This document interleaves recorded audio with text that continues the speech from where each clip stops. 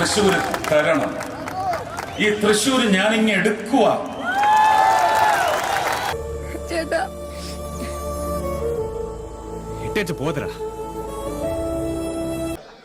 ചേട്ടൻ തൃശ്ശൂർ എടുക്കുമെന്ന് പറഞ്ഞാൽ എടുത്തിരിക്കും. ദാ എടുത്ത് കാണിച്ചു.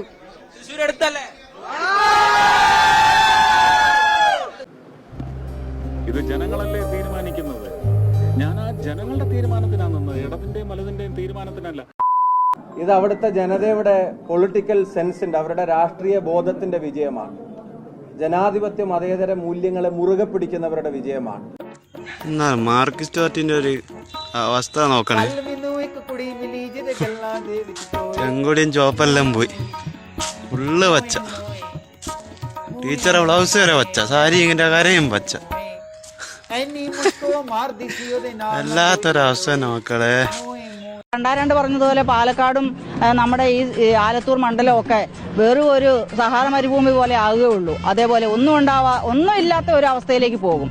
അപ്പൊ അതുകൊണ്ട് ഇതിവിടെ ജയിക്കേണ്ടത് ആരാണ്?